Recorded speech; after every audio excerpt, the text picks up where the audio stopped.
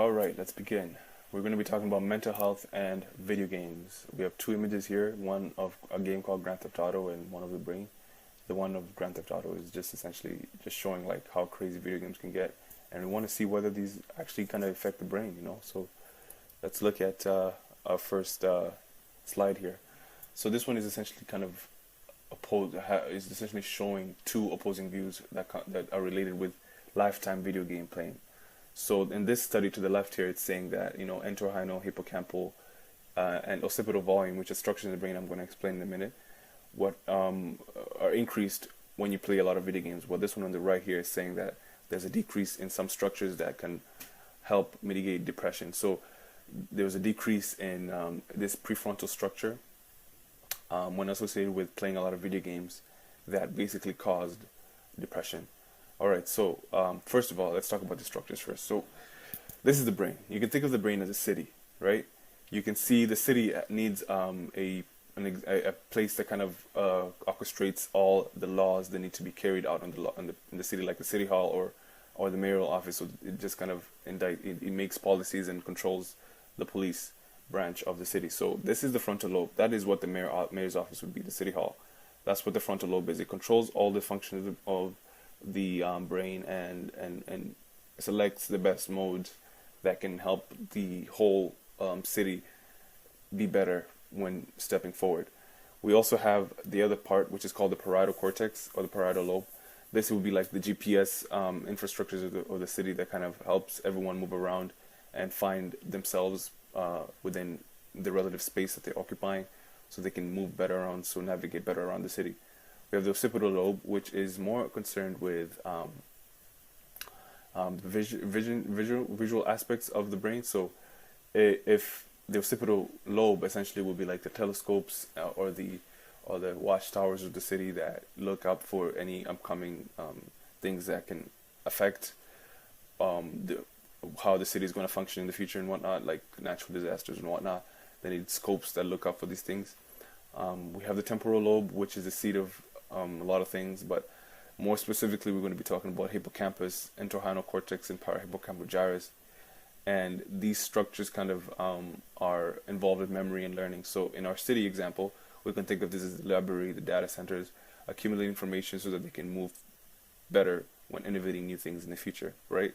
So it's the memory and learning center of the brain is where the temporal lobe is, and what these structures kind of help do. We also have the basal forebrain. It's a structure that has two structures, striatum and nucleus accumbens. These respectively help in forming habits and reward. So, like in the city example, you can think of the nucleus accumbens, which is more associated with reward, as the bars, the bars area, the places where people go and have fun after doing a great event, place just where people feel good. And habit is just kind of like a place where you kind of form certain habits when you want to excel at something, right? When you excel at being a good sports player, you want to kind of practice those sports so that you can be the best at them, right? So let's talk about the study. So these two figures here kind of outline what the researchers mainly found. And they saw that people who were playing logic puzzle type games were the ones who had an increase in memory function. So if you have an increase in memory function, this is good for mental health because it kind of translates to having better ability to kind of attain and hold on to coping strategies so that you can act better in the future. So this is good for mental health because it can help you bounce back. It can be that it helps you hold on to things that help you bounce back, right? So these people had an increase in this function, which is good for mental health, but they were playing logic puzzle type games. However, these people who were playing the internet gaming disorder, they had showed some decreases in a structure called the dorsolateral prefrontal cortex. So in our mayor, in a city hall office, this would be like the branch that's more associated with policing. So let's say this branch was just removed. Well, there will be chaos because you can't really orchestrate the appropriate enforcements in the city so that you can have an appropriate a socially functioning city, right? You need to have the policing executives to help kind of you know, situate the appropriate codes and roles to help them enforce the laws of the city, or you'll have chaos. So if that happens, obviously, you can think of this as the brain as it can be like something like depression. It can manifest itself as depression or anxiety, because you have a lot of things happening that are not controlled. You have the parahippocampal gyrus here. I show this here because in this same study that they found people with internet IGD, they saw that those who were casual gamers, as opposed to those who were internet who had the disorder, those who were casual gamers had an increase in a structure that I previously explained to be involved with memory and learning, the parahippocampal gyrus specifically. So they had an increase in this structure as opposed to people who didn't even play games. So that's kind of interesting when you think about it. Like how video games can actually help here too.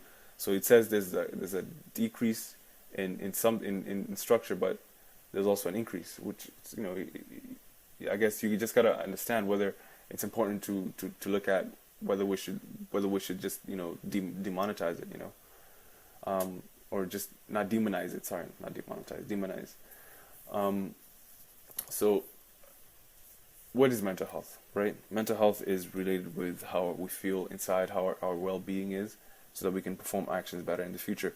So it is important to have good mental health because you need to be able to bounce back when you get hit. You need to have that willpower to just kind of keep pushing on. So you gotta to have that, you have to have good mental health. You have to always take care of your mental health. So it's important to emphasize this as an important thing, so that we can, when we move forward and looking at these video games, we can kind of see why there's a significance here, right? So let's just jump into video games. Why such a bad rep, right? Everybody here in this scientific article were basically against video games. All of them are showing that there was an increase in aggressive behaviors and violent acts. However, there's this notion that if you're violent, does that really mean that you have bad mental health?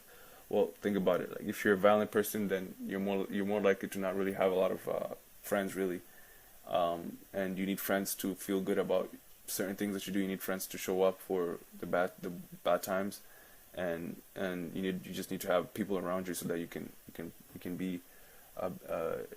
feel better about yourself. So so basically, in that sense, it's important to not be violent. It's important to prepare to help your mental health by having friends around, right? So let's think about that a bit more. Why is it that aggression is associated with video games? So this study here basically tested people by putting them in a bench and just like getting them to test out certain games. So some games were involved with real violent acts, while other games were not really involved with any. Well, there was no violent acts specifically.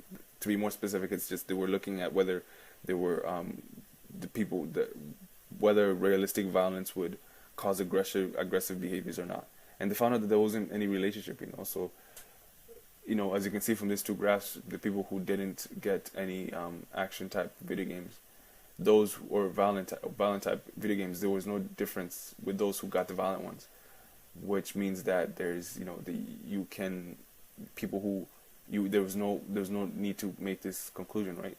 But then again, there was this other study that's more recent, actually, done by Yen et al.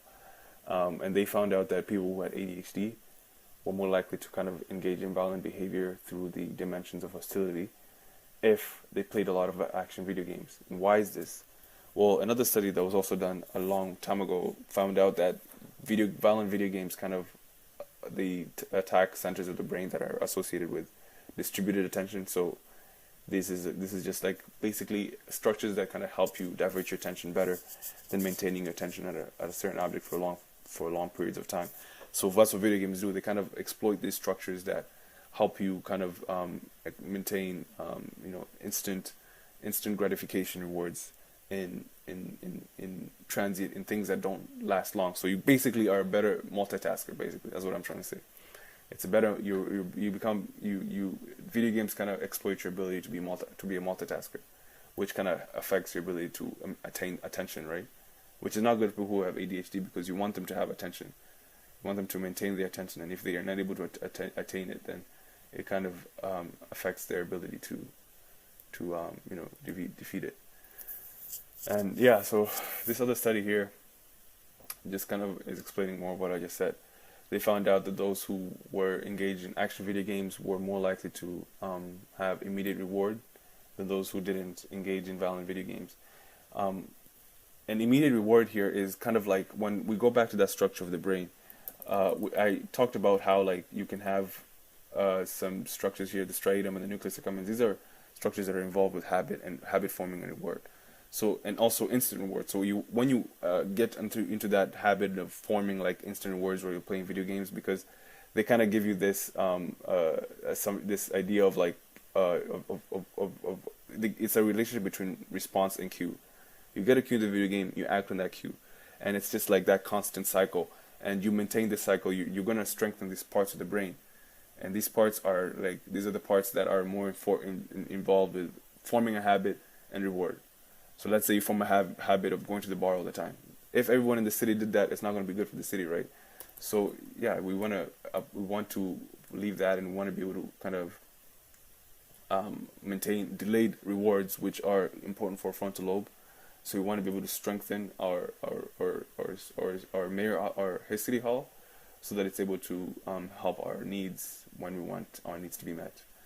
This is the study is just kind of doubling down on fatigue, sleep disturbances associated with gaming behavior. So when you play a lot of video games and you lose, and you essentially just have more anxiety and an increase in tiredness and depression. This is another study that was just kind of saying that kids who were more engaged in video games had obesity, because the obesity had obesity and reduction in sleep quality, as well as because they were probably consuming sweet drinks as they were playing the video games, spending more time playing the video games. So it kind of points a bad picture about video games. Is it all bad? I don't think so. There's also studies that are found that there's a reduction in mood and in weight gain when you kind of play video games, but there's video games that can help that, that kind of engage your physical modalities, so you improve your exercise, right? And some behaviors in kids have also been improved, like social behaviors. Like kids who had ASD, for example, were put in this study that kind of made them play a role-playing game. So they found out that kids with autism, they have trouble like maintaining social interactions, and because of that, they kind of lose. They don't really maintain good social bonds. But in this game, they saw that these kids, they since they're kind of the development in developing these functions, kind of there's a gap between ASD and typical children. The games kind of help them lower that gap so that they can reach to the point of understanding social interactions better, by just forming and also forming social bonds when they were engaged in this role-playing game, right? So there's some benefits here.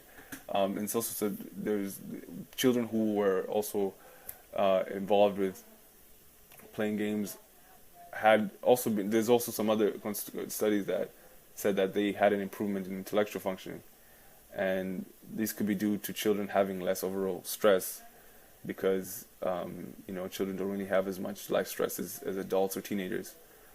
So it's hard to say, but it's kind of in a good way, in a good sense, like at least ASD kids, for example, kind of benefited here.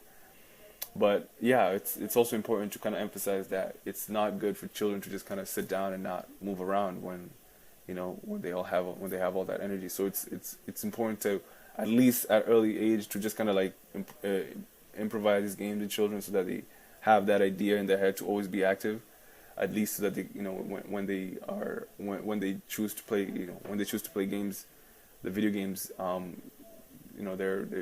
they're more active. That's the best way to say it. Adults can benefit, if it's a good bonding experience, and your brain health could also benefit too if you wanted to. So where do we stand, right? Is it all bad? I think it's good. I think if you just kind of maintain perfect gaming standards, you'll be good, and if you kind of play logic puzzle games, you'll also be good. So it's important to just kind of moderate everything, right? That's the main takeaway. Moderation is key. Thank you for watching. Goodbye.